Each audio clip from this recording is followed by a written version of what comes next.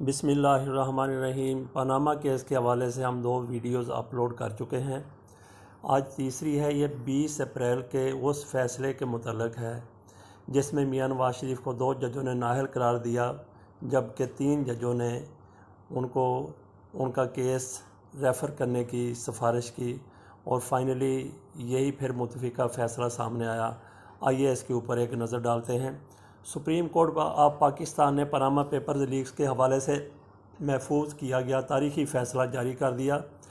ये नवाए वक्त में ख़बर शाया हुई है, नवाए वक्त से हम ले रहे हैं। 5 रुकनी लार्जर बेंच के सरबराह जस्टिस आसिफ सईद खान खोसा ने फ़ैसला सुनाते हुए मामले की तहकीकात के लिए मुश्तरका तहकीकाती टीम JIT तश्कील देने का हुक्म जारी किया।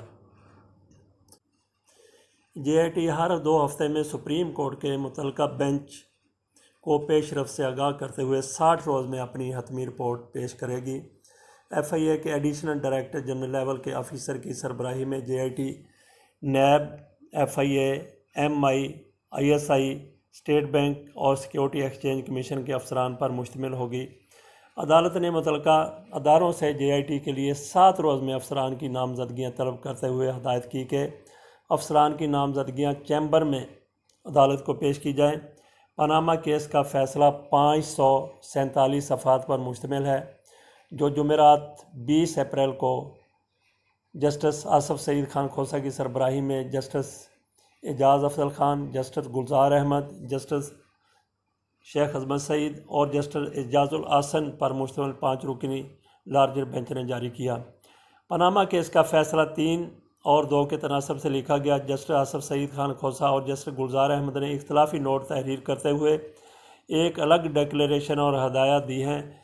इन इख्तलाफी नोट्स में कहा गया कि ये सवाल कि गल्फ़ स्टील मिल्स किस तरह वजूद में आई, किस तरह इसको फ़रोख्त किया गया, मिल्स पर वाजिबुल अदा रकूमात की अदायगी कैसे हुई, ख़रीद और फ़रोख्त का अमल मुकम्मल हुआ और फिर किस तरह जद्दा, कतर और बरतानिया पहुँचे और मुद्दा अलैहान हुसैन नवाज़ और हसन नवाज़ 90 के इशरे में किस तरह अपनी इतनी बड़ी जायदाद के मालिक बन गए और उन्होंने लंदन फ्लैट्स ख़रीदे। क्या कतरी शहज़ादे हमाद बिन जासिम की जानिब से अचानक सामने आने वाला ख़त महज कहानी है या हकीकत है? किस तरह हिस्स की बुनियाद पर फ्लैट्स हासिल किए गए और नेल्सन एंड नेस्कॉल का असल मालिक कौन है? किस तरह हिल मेटल कायम की गई?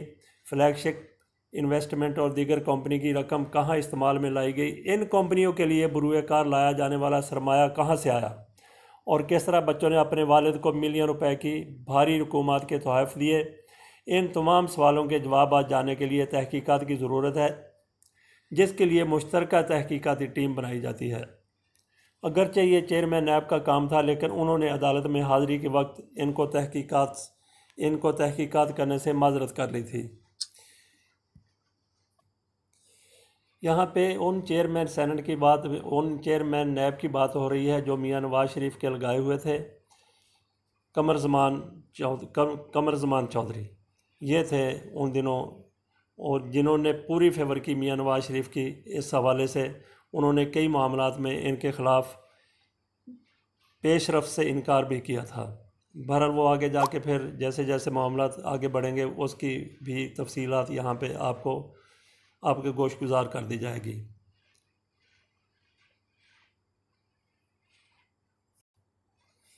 सुप्रीम कोर्ट की तरफ से इस फैसले में कहा गया कि हम JIT की तरफ जाने पर मजबूर है, जिसमें FIA का सीनियर एहलकार, NAB, security exchange commission, state bank, MI और ISI के नुमाइंदे शामिल होंगे। अदालत ने अपने फ़ैसले में मुतल्लिका अदारों को हदायत की कि वो 7 रोज़ में JIT के लिए अफसरान की नामजदगी को यकीनी बनाते हुए चैम्बर में फ़हरिस्त अदालत को पेश करें। JIT केस की तहकीकात करते हुए शवाहिद जमा करेगी। अगर किसी तरह साबित हो जाए कि वज़ीर-ए-आज़म नवाज शरीफ या इनके ज़ेर कफ़ालत कोई भी फ़र्द इन्हीं जायदाद का मालिक है या अपने ज़ाहिर करदा असासों से कतई नज़र सामने आते हैं, अदालत ने वज़ीर-ए-आज़म मियां नवाज शरीफ, हुसैन नवाज़, हसन नवाज़ को हदायत की कि वो JIT के साथ राब्ते में रहें। JIT, FIA और NAB के पास मौजूद मवाद समेत किसी भी दीगर किस्म के शवाहिद या मवाद का जायज़ा लेने की मजाज़ होगी और किसी तरह जायदाद का लंदन फ्लैट से तल्लुक़ सामने आ जाता है, अदालत ने हुक्म दिया कि JIT हर 2 हफ्ते बाद मुतल्लिका बेंच में तहकीकात के हवाले से पेशरफ्त की रिपोर्ट जमा कराने के साथ 60 रोज़ में हतमी रिपोर्ट अदालत को पेश करेगी, जिसकी रोशनी में अदालती बेंच आइन के आर्टिकल 184(3) और 187(2) के तहत वज़ीर-ए-आज़म या किसी और के ख़िलाफ़ रेफरेंस दायर कर सकेगी। अगर किसी दूसरे फ़र्द के हवाले से भी इन मुजरमाना सरगर्मियों में वाबस्तगी साबित होती है तो इसे भी रिकॉर्ड पर लाया जाएगा। हतमी रिपोर्ट आने के बाद मियां मोहम्मद नवाज शरीफ या किसी भी मुद्दा अलैह को तलब करके जिरा की जा सकेगी। फाजल बेंच ने चीफ जस्टिस से इस्तदा की कि वो इस फैसले पर अमल दरामद कराने के हवाले से खसूसी बेंच तश्कील दें ताकि इल्ज़ामात की तफ्तीश किसी बंद गली में ना छोड़ दी जाए। उन दिनों justice Saqib Nisar supreme court के चीफ जस्टिस थे। अदालत ने वाज़ेह किया कि JIT की तरफ से हतमी रिपोर्ट की मौसूली के बाद वज़ीर-ए-आज़म की नाअहली पर गौर किया जाएगा और अगर ज़रूरत हुई तो इनको तलब भी किया जा सकेगा। बेंच के सरबरा जस्टिस आसफ सईद खान खोसा और बेंच के रुकन गुलजार अहमद ने वज़ीर-ए-आज़म मियां मोहम्मद नवाज शरीफ को रुकने कौमी असम्बली की हैसियत से इस फैसले में नाअहल करार दिया। जस्टिस आसफ सईद खोसा ने अपने इख्तलाफी नोट में लिखा, इलेक्शन कमीशन ऑफ पाकिस्तान मियां नवाज शरीफ की नाअहलियत का नोटिफिकेशन जारी करे। सदर ममलकत से कहा गया कि वह जमहूरी अमल को जारी रखने के लिए आइन के मुताबिक ज़रूरी इक़दाम करें। जस्टिस आसफ खोसा ने नैब को हुक्म दिया कि मियां नवाज शरीफ या किसी भी दूसरे फ़र्द के एहतसाब आर्डीनेंस के तहत बदउनवानी के जुराइम पर कार्रवाई शुरू करें। फाजल जज ने अपने फ़ैसले में लिखा कि वो नैब के चेयरमैन कमर ज़मान चौधरी के बारे में इस नतीजा पर पहुँचे हैं कि कमर ज़मान चौधरी ने मियां नवाज शरीफ के मामला पर समझौता किया। फाजल जज ने नैब को वफाकी वज़ीर ख़ज़ाना इसहाक़ डार के ख़िलाफ़ रेफरेंस नंबर 5/2000 में कार्रवाई शुरू करने की हदायत की। इख्तलाफी नोट में लिखा गया, मज़कूरा रेफरेंस को जब लाहौर हाई कोर्ट ने ख़त्म किया था इस वक्त वफाकी वज़ीर ख़ज़ाना इसहाक़ डार रेफरेंस में मुलज़म नहीं थे, जबकि रेफरेंस में मुलज़मान से दोबारा तफ्तीश से भी रोक दिया गया था। रेफरेंस को ख़त्म करने और इसहाक़ डार के इतराफ़ी बयान को ख़त्म किए जाने के बाद रेफरेंस में इसहाक़ डार की मुलज़म की हैसियत बहाल हो गई है, जिनके ख़िलाफ़ ना तो रेफरेंस ख़त्म हुआ और ना इनसे दोबारा तफ्तीश पर पाबंदी आयद की गई थी। फाजल जज ने कहा, रेफरेंस में इसहाक़ डार की हैसियत इस्तगासा के गवाह की थी, इसलिए अदालत आलिया ने रेफरेंस ख़त्म किया। इसमें वो मुलज़म नहीं थे, इसलिए चेयरमैन नैब की तरफ से इनको दी गई माफ़ी ख़त्म हो गई। रेफरेंस मुलज़म की हैसियत से अज़ ख़ुद बहाल हो गया है, जिसके ख़िलाफ़ रेफरेंस ख़त्म किया गया और ना इनको बरी किया गया था। अदालत ने कहा, कमर ज़मान की बतौर चेयरमैन नैब तैनाती करप्शन को कानूनी करार देने के मुतरादफ़ है। जस्टिस आसफ सईद खान खोसा ने सदर पाकिस्तान से कहा कि वो मुल्क में जमहूरियत और पार्लिमानी निज़ाम का तसलसल बरकरार रखने के लिए ज़रूरी इक़दाम करें। उन दिनों सदर ममनून हुसैन थे, जो मियां नवाज शरीफ के मुंतखब करदा थे।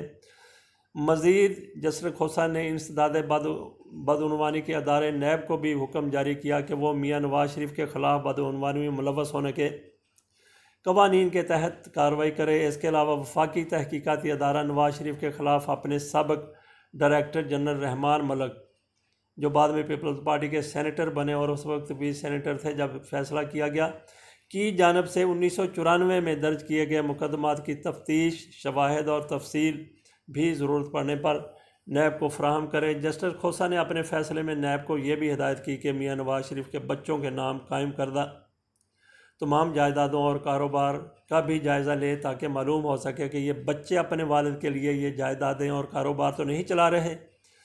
जस्टिस खोसा ने नैब के सरबराह के बारे में कहा कि वज़ीर-ए-आज़म नवाज शरीफ के मामला में कमर चौधरी का किरदार मशकूक है, इसलिए वो इन फ़रीक़ैन के सिलसिले में होने वाली किसी तफ्तीश में किसी किस्म का इख्तियार इस्तेमाल नहीं कर सकते।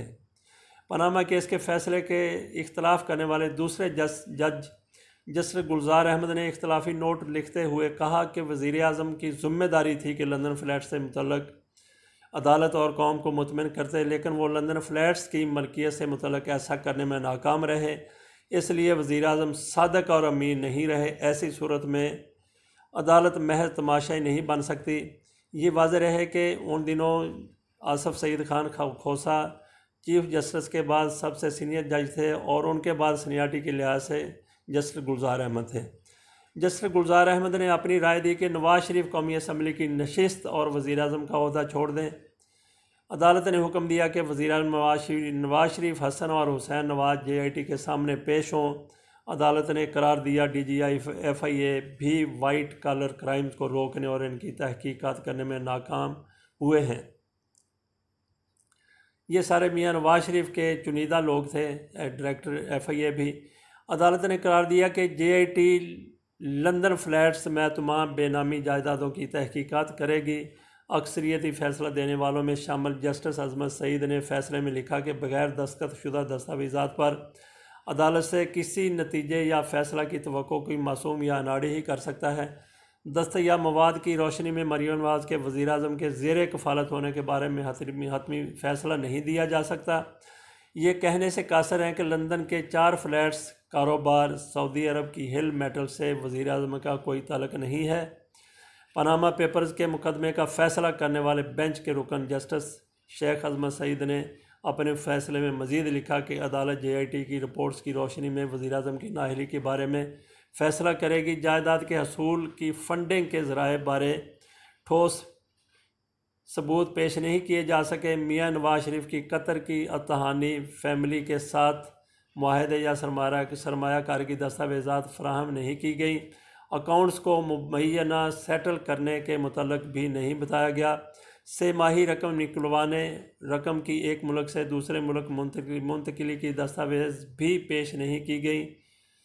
रकम की मुंतकिली के बारे में कोई बैंकिंग दस्तावेज़ात नहीं दी गई। जस्टिस अजमत सईद लिखते हैं, दरख्वास्त गुजारों की तरफ से पेश करदा ज़्यादातर दस्तावेज़ात में पानामा पेपर्स की नकूल और ईमेल्स हैं जो दस्तखतशुदा भी नहीं हैं। सुप्रीम कोर्ट या हाई कोर्ट शहादतों को रिकॉर्ड किए बगैर किसी शख्स को बराह रास्त सज़ा नहीं दे सकती। सेनेटर सराजुल हक की पेटिशन की बुनियाद ही गलत फहमी पर थी। अदालत उज़्मा के इत्मीनान के मुताबिक इल्ज़ामात को साबित नहीं किया जा सका। दूसरी तरफ हुसैन नवाज के ब्रिटिश वर्जिन आइलैंड कंपनियों का शेयर होल्डर होने के मुतल्लिक़ कोई दस्तावेज़ पेश नहीं की गई। हसन और हुसैन नवाज के वकील ने एतराफ़ किया कि गल्फ़ स्टील मिल्स के ज़ुम्मा अदायगियों के मामले में खला पाया जाता है। दस्तावेज़ात अदालत उज़्मा से छुपाई गई। जस्टिस शेख अजमत सईद ने करार दिया कि चेयरमैन नैब ने बेशर्मी से हुदैबिया पेपर मिल्स में अपील ना करने के फ़ैसले का दिफा किया। 20 करोड़ आबादी में सिर्फ एक शख्स जो बदउनवानी को कानूनी शक्ल दे सकता है वो चेयरमैन नैब है। वज़ीर आज़म और इनके ख़ानदान के बैरून मुमालिक असासाजात के बारे में सवाल ताहाल जवाब तलब है। इस तरह बेनतीजा रियासती अमूर नाकाबिले कबूल हैं। जस्टिस अजमत सईद ने कहा, वज़ीर आज़म नवाज शरीफ के ख़िलाफ़ इल्ज़ामात अभी पूरी तरह साबित नहीं हुए। काफ़ी मशकूक चीज़ें सामने आई हैं, इसलिए दुरुस्त हक़ाइक़ और असासाजात के असूल के ज़राए को बेनकाब करने के लिए मज़ीद तहक़ीक़ात ज़रूरी हैं।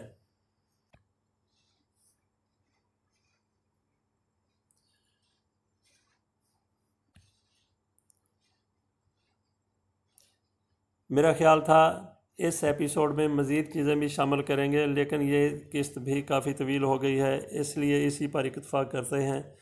अगली किस्त में, चौथी किस्त में इंशाल्लाह इसी फ़ैसले के बारे में मज़ीद तफ़सीलात दी जाएंगी। अल्लाह हाफ़िज़।